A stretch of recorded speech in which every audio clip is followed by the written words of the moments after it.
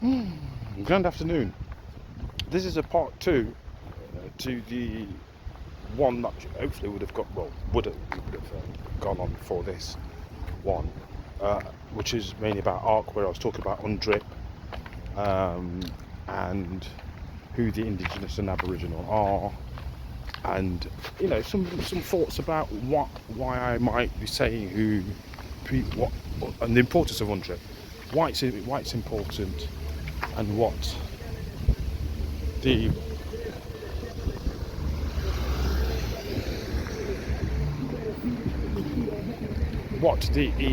responsibilities are of the Indigenous and Aboriginal, but also what the what's the word I'm looking for? What states are not accountable for? What's the word? Responsibilities. Well, what the states are supposed to do. I can't remember what the word is. It's just slipped my mind completely. What the state's obligations are to the Indigenous and Aboriginal. And it's no longer a case of who they may be. We now know who they are. We've known all along, but nobody wanted to admit it. And anybody who spoke up about it, said anything about it, such as my good self, got called crazy and all sorts. Now, you see, everybody wants to be Indigenous and Aboriginal. Everybody feels as though they're entitled to reparations for slavery. Everybody feels as though they've been enslaved. Their ancestors were enslaved and whatnot. So, why should any one particular group get reparations? And I suppose that in some ways that shows the minds of the people that would say such things, knowing the history that we know about slavery. My grandmother was born just after that time frame. Only by about 30 years, but she was born in that era of its cessation. My great grandmother, like her daughter, was Taino, and they were there. They would have been there. They would have absolutely been there for some of the conflicts that taken place. But some of the conflicts that taken place were not. If we're dealing with slavery, going to use slavery, we have to use it in its proper context in relation to what was actually going on at the time. And it would be a form of what you would call chattel slavery. And there were different groups experiencing different forms of what were commonly known to be slavery, the ball and the chain and the whipping and those things went on. But it wasn't necessarily done by the people that... It wasn't done... it's taken out of context. It's not got all the details in it. They didn't all come from Africa. There were very few that came from Africa that participated and that were part of the transatlantic slave trade, which is one of the reasons why the narrative exists as it does, so that you do get people from the African continent who are somehow, for whatever reason, saying that Africa is great, this, that and the other, but they're all setting up shop in the land of milk and honey. Both of them, i.e. the Americas and these islands that we call the UK. The UK is, again, I'm going to say it for the umpteenth time, is a corporation. And it's doing business. Very bad business, but it's doing business nonetheless. And it's got its military in place to... Anyway, so bringing back to the point of this post, it's another ARC one. But why something needs to be done wrong and stupid, and connected to some true Brit news, current affairs type stuff that's going on. Birthright Citizenship.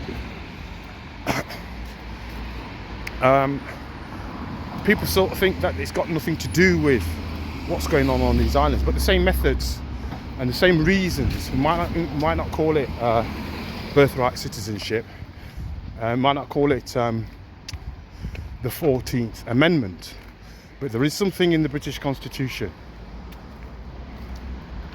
which makes it clear, and again, as part of the Emancipation Proclamation, the ending of slavery, it gave certain rights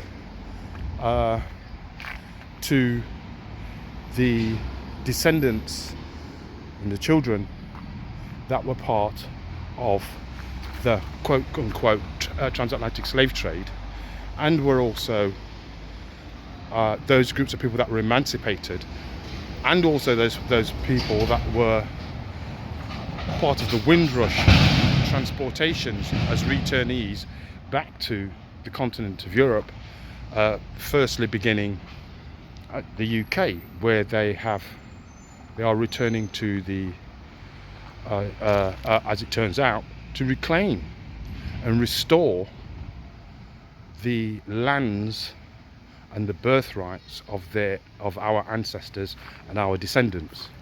And I'm saying descendants more than ancestors, actually, because it wasn't that long ago that all the shit went down, where the 1927 is a potential date, but so is 1689 and 1707. These are also important dates in the calendar, as it were, the historical calendar, as written by the people that overthrew the previous civilization in some respects, and also overthrew the previous what do you call them, royal bloodlines, which ended with Charles II, with Cromwell and his cronies coming in and bringing in their own thing, you know what I mean, creating the system, if you like, the basis of the system that we have here on the British Isles today and across the globe. Their initiatives of that's what the empire is.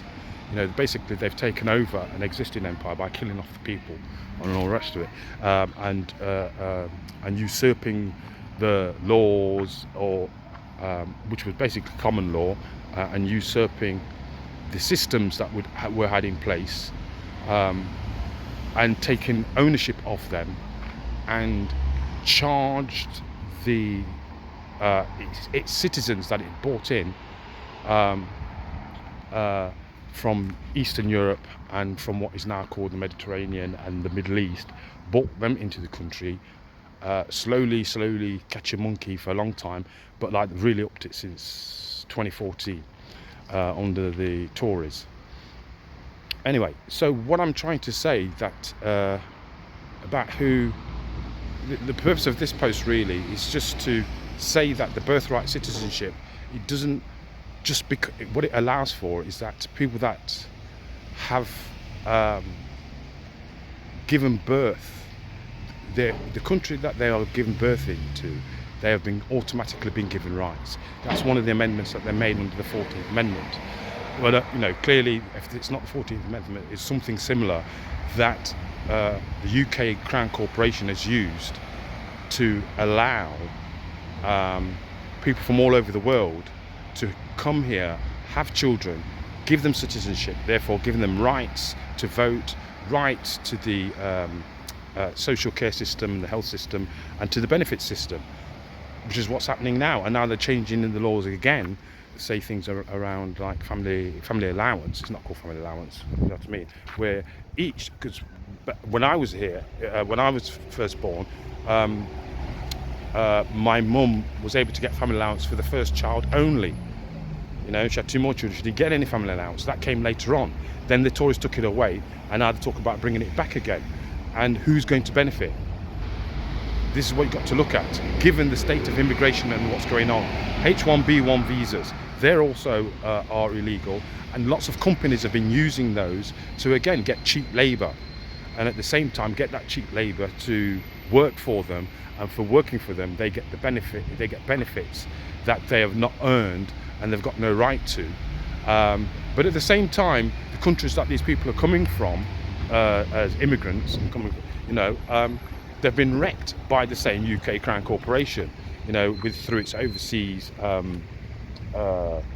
charitable operations, then let me say, both military and religious and otherwise. They've ruined those countries, so made it uncomfortable for them to live there. But meanwhile, those same people that work for the UK Crown Corporation have created companies that can go into those countries that they've unsettled and rape the resources, kick the people out basically, or encourage them to come here, come to the West, to take over the West. Simple as that. You know what I mean? It's not as simple as that, but that's what's actually going on. So this is a bit of a shout out and a call to